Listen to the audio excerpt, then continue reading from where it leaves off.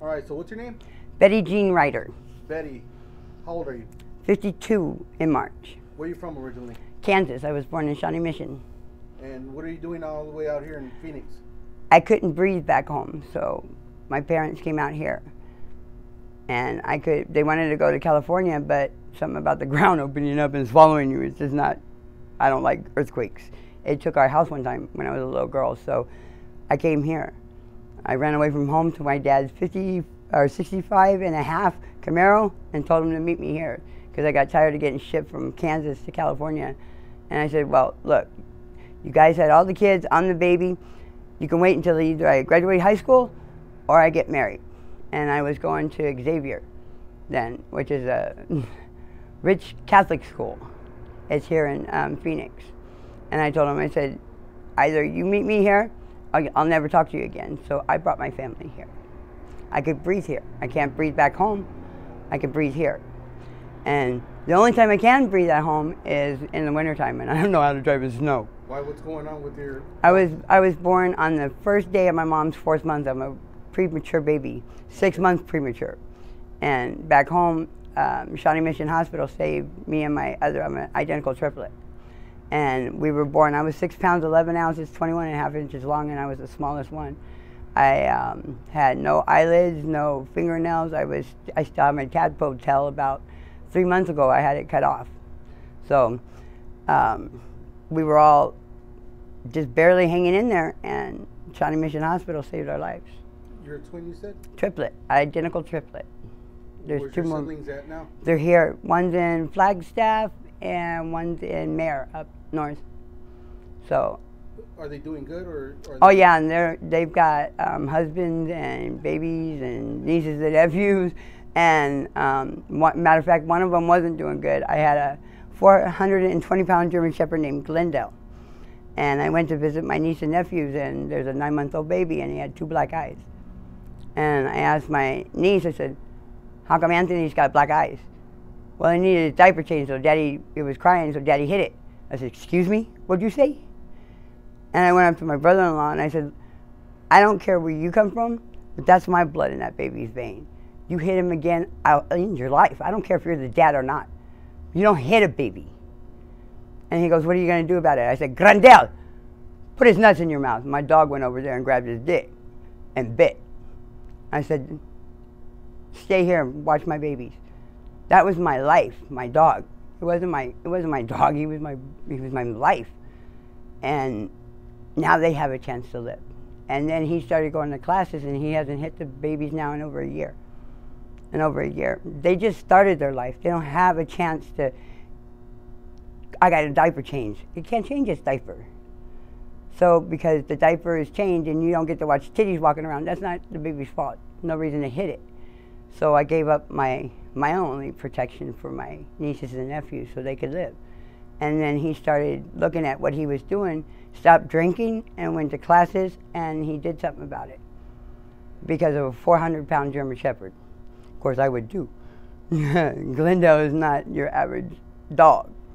He was my protection, and I raised him since he was like this big.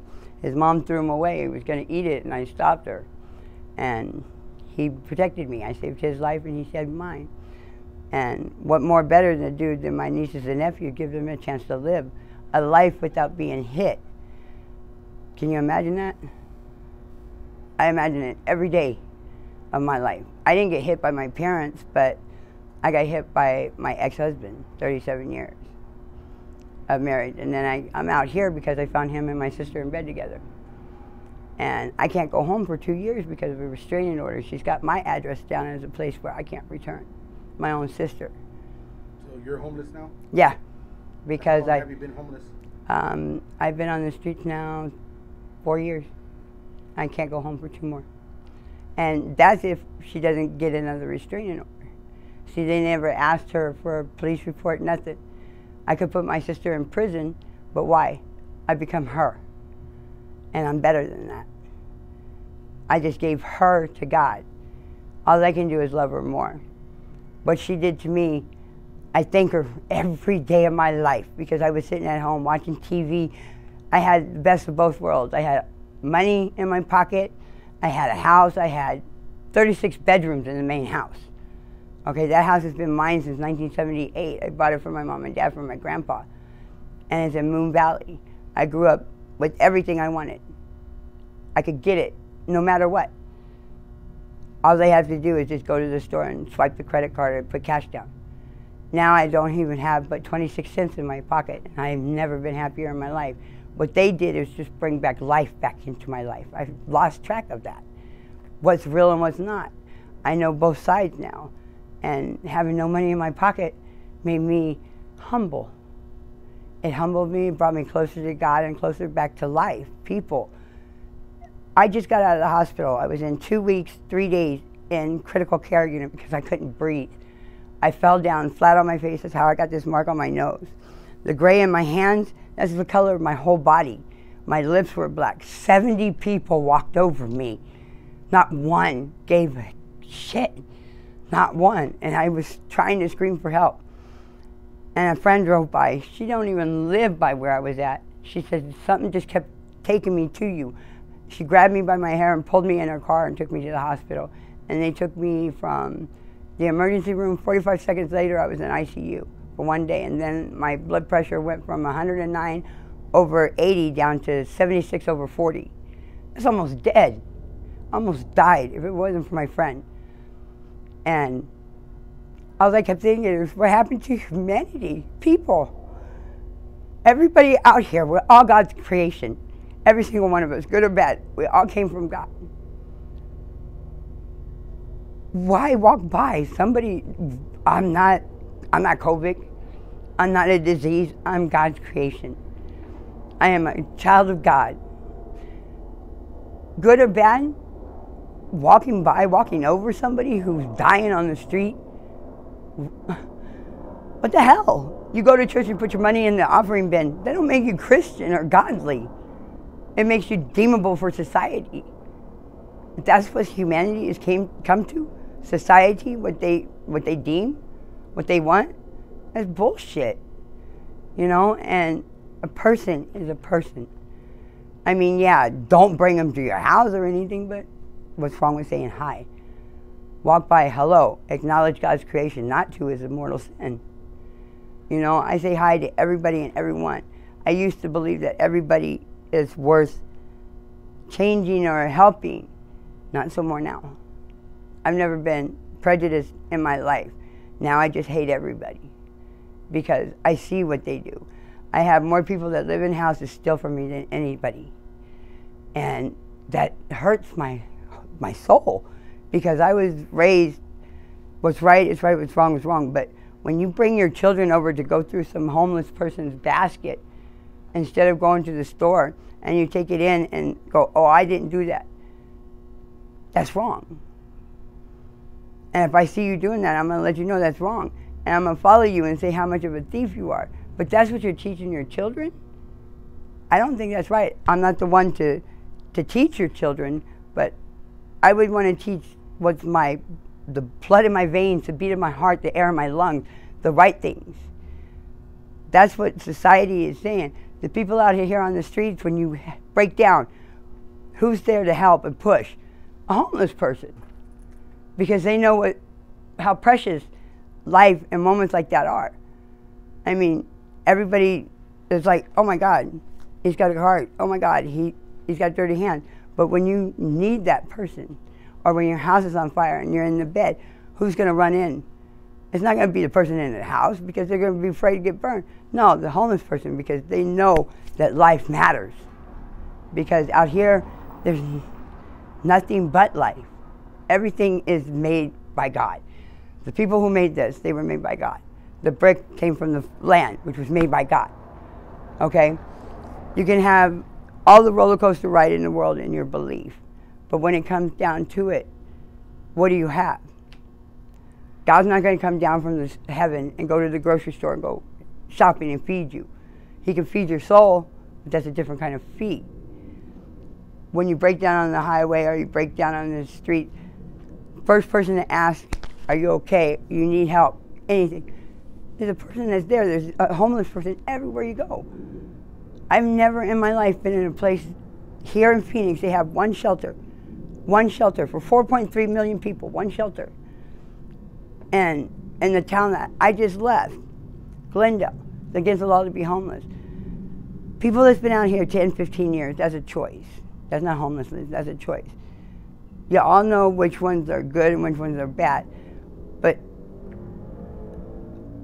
I've never been in a place where people don't matter. Their existence don't matter. Here, it's like they tell you on the news that the homeless people are bad, this and that. But yet, when you break down and you need to have your car pushed, you don't see somebody getting out of a car going, oh, do you need help? You see a homeless person going, hey, I'll help you. And then they turn around and walk away. The person in the car goes like this. Why? Why you got your hand out? Oh, you're going to pay me? For what? For doing the right thing? That's not something that you should get paid for. That's a good deed. And good deeds don't go undone. But you don't get paid for it. It doesn't say it comes with a paycheck. So the homeless people, they'll help no matter what. You're starving, you walk by that person, can you give me a quarter for a drink? Not everybody tells the truth, but what's a quarter? 25 cents. You can't get anything with it. You know, here's a quarter. I mean, I'm sorry I don't have anything. Acknowledgement is everything. That's priceless to a homeless person. Saying hi, that is richer than any money in the world. And I found that out. And the other day when that happened to me, when 70 people walked over me, I was gray. This ain't dirt. This is the color of my skin from not having oxygen. When I went to the hospital, they didn't care whether I was homeless or nothing. I was in the emergency room 45 minutes before I got taken upstairs. I was butt-ass naked in front of God and everybody. You know, all I cared about was who's going to tell my kids my mom's dead. Nobody knows I'm here. Nobody cares I'm here. My friend, she cared. If it wasn't for her, I wouldn't be breathing right now. I've only been out of the hospital, today's the 4th day. And I come back and everybody's like, where you been? Where you been? And then I got offered a job. You know, I was picking up the trash and I was doing it for free because I don't like looking at the trash. So my hands are dirty and everything, and yet I say hi to a person and they go like this. And I'm like, what? I'm not COVID. You know, I mean, I would run away from COVID, but a person saying hi, what does it take when you're walking by to say hi back? It doesn't take a second. Acknowledgement is priceless to me. I mean, that's worth anything. Just to say hi. Somebody says hi, you say hi back. You don't have to invite me home, you know? But acknowledging somebody who's down, put a smile on a face. It doesn't cost any money. It doesn't cost nothing. It's just a second hi. That's it. What you just did is boosted me up. Gave me something to look forward to. I was like, well, if I can get that, imagine me back in a house again. And then I thought, imagine me back in a house again. Why do I have to be back in a house to be accepted in society? It doesn't matter. I'm here anyway. I didn't ask to be born, but I'm here for a reason. Everything happens for a reason. I didn't used to believe that, but it does. It's like, oh, I missed the bus. Damn, I missed the interview. I'm not going to get that job. But what you don't realize is that bus 5 seconds down the road just got in an accident. You know, that happened for a reason. I missed that bus. And you don't think about it until you read. It was like, oh, I could have been on that bus. Everybody on the bus blew up. You know, I could have been on that bus. But something happened because of that. You know, I started thinking, every day you see somebody, I mean, you don't have to go buy something from the store or anything. You know, hey, you don't have to give them anything. Just say hello and watch their face light up. That is worth millions in my heart. And being out here, as long as I have, watching everybody, and then being flat on my face, not being able to breathe, couldn't get to my purse, couldn't get to that. Everybody that got in the cars were going through and taking my things. They took my mom and dad's ashes. They took my son and my daughter's ashes. They took the urns, and I'll never get them back. And my friend said, well, you have you. Well, I came from my parents, but I can't go, there's my mom, there's my dad. I can't grab my arm or my belly and say, there's my son, it's not the same thing. But all they thought about is, ooh, what can I get? I can take Dad to the pawn shop, I can do that. Yeah, and you can pawn urns, believe me. There are 22, I think, in the state of Arizona that take an urn because they're worth money. And I kept thinking to myself, crying, that's what I'm about. What I got, what you can get. The only way that I can change is if somebody changes it. But it takes more than just one person. But if that one person gives up, can you imagine? Like picking up the trash, I didn't think it mattered. Then I got offered a job to pick up the parking lot where I was picking it up. He was paying people to pick it up, and it didn't look as good as when I did it. And I did it because I got tired of looking at trash. But now I got a job. And now I want to get another job. I want to get back up off of my feet. But walking by and not saying hi, that brings me back down. And I don't want to do anything. Not everybody out here does dope. Not everybody out here drinks. Not everybody out here steals. Are you looking for work right now? Yeah. If anybody out there has any job opening or anything like that, where can they contact you? I have a phone. You have an email? I don't check my email because I don't always have internet access, because using the internet on my phone takes up more data. So I get Wi-Fi I don't always have. But I can always go to another phone and check my answering machine. So I think my phone number, I don't know. Let me see. Oh, I don't even know if I have my phone. Yeah, I do. Okay.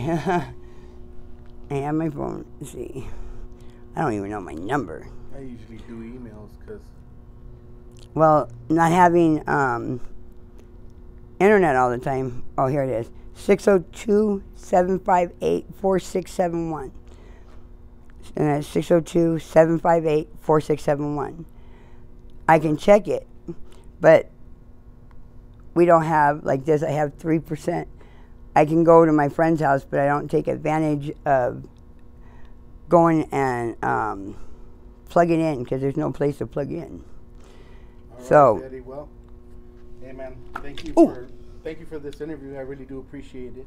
Not a problem. Anything to help. Are you okay if I post it up on my YouTube channel? Yes, you can. And I have no problem with that at all. All right, thank you for sharing your story. You know, it would pay me more. Just say hi. Don't have to think about how much trash and garbage we throw away. Take everything in the fridge, put it in there, go feed somebody. See what you do. I challenge you to do that. Take a pot of soup and go feed somebody and see how much life you give them. You'll be the richest person in the world in your soul and in your heart. And watch what you do. All right, thank you. You're welcome.